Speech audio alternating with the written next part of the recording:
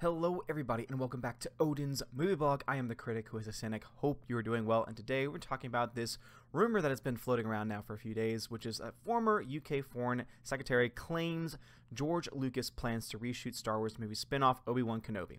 Now, we've already gotten the report that the Obi Wan Kenobi film has either been canceled altogether or is just not coming to fruition. This is all coming from the reaction to Solo Star Wars Story, even though the critic reaction and the audience reaction was somewhat tepid, a little bit mixed positive is how it was trying to be spun at the time. No one can deny that it lost money at the box office. It didn't even make $400 million at the box office. This film costs a significant amount of money to make.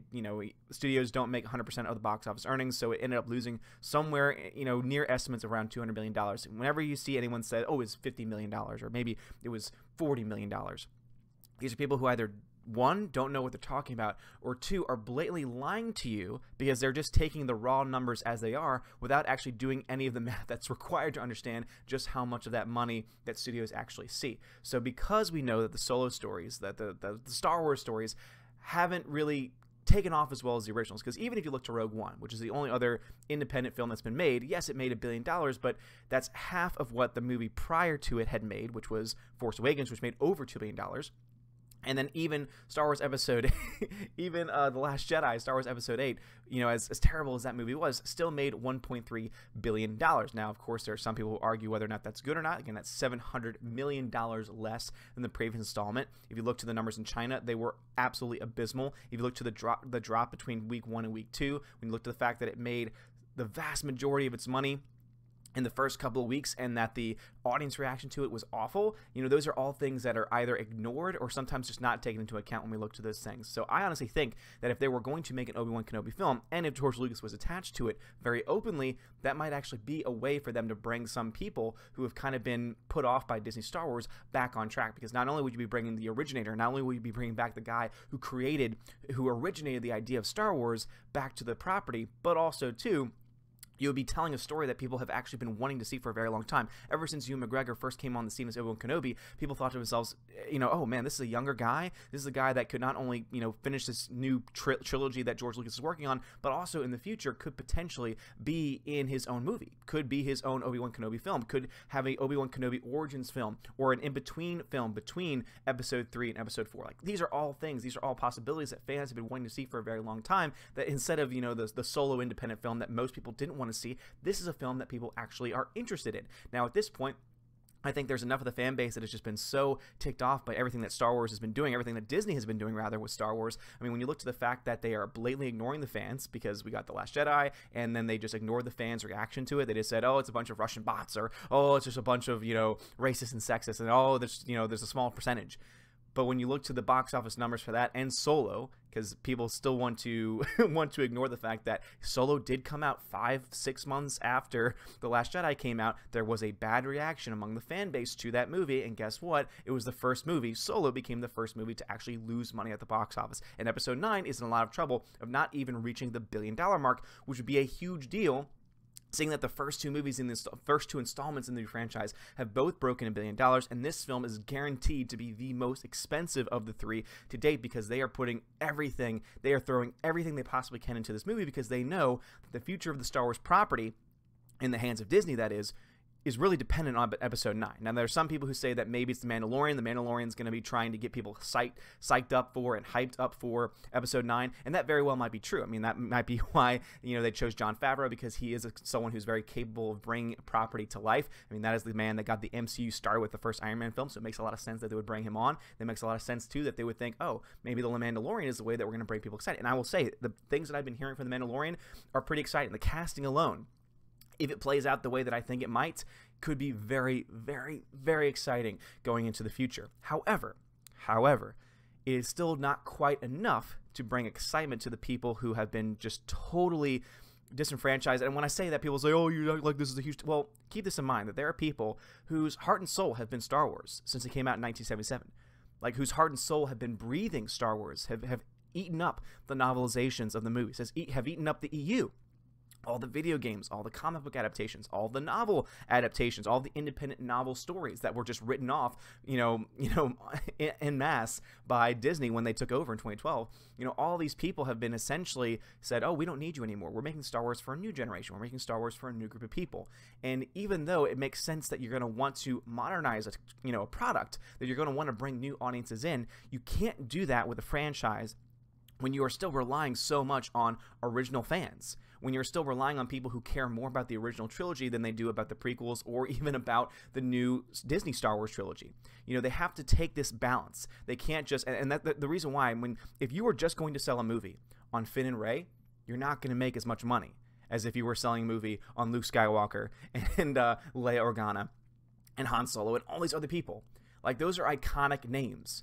Rey, Finn, those are really not iconic names. Those are not names that can carry a franchise, which is why if they decide just to kill off every single other character, like C-3PO, R2-D2, good lord, they'll probably end up killing Chewbacca at this point, because they're literally killing off every single person they possibly can that's attached to the original universe. If they decide to keep doing that, guess what's going to happen? Then you are slowly chipping away even more and more original fans, and all you're left with is this so-called new fan base that didn't show up for Solo. Because keep this in mind, you ticked off so many original fans so much from The Last Jedi that they decided, you know what, I'm just not going to show up to Solo. And people could say, oh, that's not the reason, and they can try and explain it away until they're blue in the face. But the fact remains is that a Star Wars movie losing money can only be attributed to one thing, and that is Star Wars fans not showing up.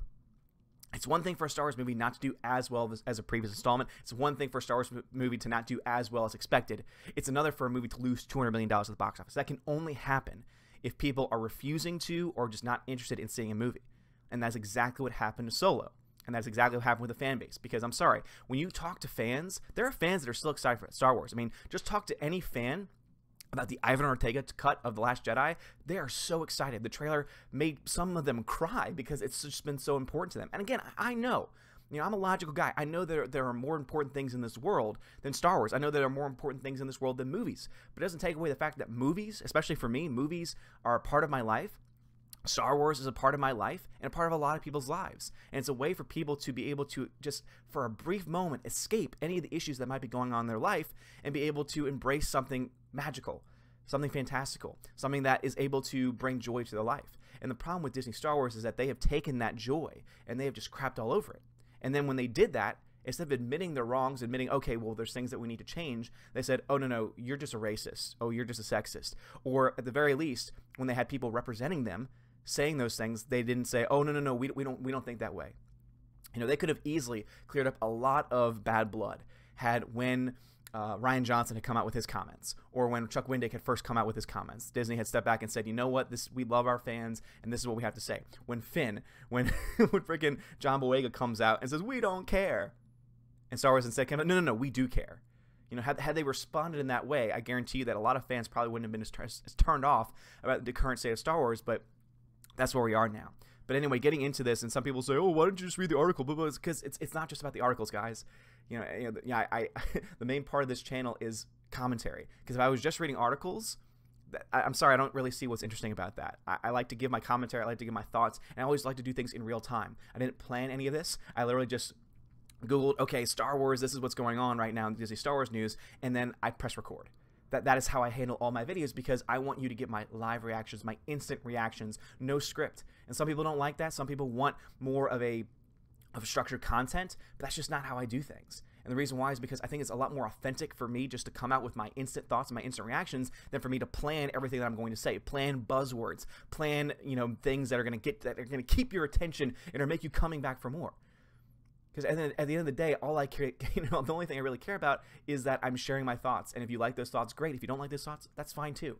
Again, we're all different people. But anyway, so does this have any merit to it? Probably not, unfortunately. It really would be awesome if George Lucas, if Disney was moving in the right direction, this might be one way to do it. And maybe not have George Lucas on as a director, but as very clearly an executive producer, very clearly in that role of making sure that the film goes by his own vision. And it would be very cool to have this filmed in Northern Ireland, because that land is absolutely beautiful. Now, of course, they're trying to say that some of the reasons why this is not the case is because of everything that we know about not only the fact that they're kind of just putting on all the spin-offs on hold. They're putting all those independent films, all those Star Wars story films on hold until they get episode 9 right, which I think is a good move. And again, points to the fact that they need to fix the issues that have been addressing. I mean, when you have Bob Iger coming out, when you have all the people attached to Star Wars coming out saying, oh, there's issues going on, but they continue to ignore the main issue, the elephant in the room, as they would say, then you're not going to fix the problem. If you can't address or even know what the problem is, you're not going to fix it. But anyway, one of the other things going on is the fact that Stephen Daldry is still attached on IMDb to that project. Now, of course, IMDb can change all the time, so who knows what's actually going to go on. But the thing that really got me about this article is that Johnson was right about one thing, though, and that's how successful Star Wars The Last Jedi was, despite hate from a loud portion of the fan base. See, I noticed how, like, these terms, this is comic.com, so they're known for this, but it's interesting how it went from a loud minority or a small group of fans. Now it's a portion. I feel like this description and this number is going to slowly change over time until the point where they finally admit, oh, it is a large portion, but guess what? They're also racist and sexist. Like, they're never going to give it. They're never going to give the fandom. They're never going to give the fandom menace the full credit that they deserve. But anyway, this is saying that the second installment received $1.3 billion, but then it completely ignores the fact that, yes, but then in its wake, it led to a $200 million loss for Disney for Solo Star Wars Story. And you can say it was May, you can say it was Memorial Day weekend, you can say whatever reason that you want in the book. Poor marketing. Oh, poor marketing. The fact that it was a Star Wars movie, the fact that it had Star Wars in the title, the fact that it had a story about Han Solo, who's one of the most beloved characters of the Star Wars saga, and wasn't able to make money or even break even, that shows a much deeper issue going on, because that was people refusing to go see it, many of whom are fans who have been disenfranchised, who have been ignored, who have been mocked, and we're done with it, and we're tired of it. But anyway, guys, what are your thoughts on this? Do you think that the Obi-Wan Kenobi, do you think the Obi-Wan film is even going to be made at this point? Do you think that Ewan McGregor is going to be attached to it as well? I mean, Ewan McGregor himself said in August that the movie was not happening. So obviously, I'm going to take this with a very, very large grain of salt. That even, you know, not only that the film is happening, but that, let alone that George Lucas would be attached to it. I mean, that, to me, that sounds like too much good news, because obviously we have the Clone Wars coming back, and we have a lot of other really cool things going on, especially the Mandalorian casting and everything else going on. But I honestly really do think that if Disney were smart, and if they really wanted to bring the franchise in a positive direction, they would start listening to the fans. And one way that they could possibly do that, to try and say, all right, guys, all right, we've made mistakes, we've messed up before, but now we're going to do Star Wars justice. Now we're going to listen to you guys, and this is one way that we're going to show it. I think that'd be really cool. However, do I think they're going to do that? Probably not, because as Matthew Kadish has always said, they don't really care what the fans have to say. All they care about is the bottom line, and all they care about is, you know, their own personal thoughts. But anyway, guys, thank you so much for watching. Like this video, hit that thumbs up, hit that subscribe. It really does help me out a lot. You're all amazing people. Also, guys, go check out my new channel, Welcome to Asgard, where I do all live streams, and also I'm starting to do vlogs on that channel as well. So I'm starting to do more Blu-ray reviews. I did a Black Friday review, so I'm going to do another video today of my Black Friday pickups. So my second one comes in today, which I'm very excited to talk about. But please go and check it out on that channel. At the end, it really would help me out a lot. And also, the link for that channel will be in the description of this video. But anyway, guys, thank you so much for watching. Have a great day. And as always, God bless.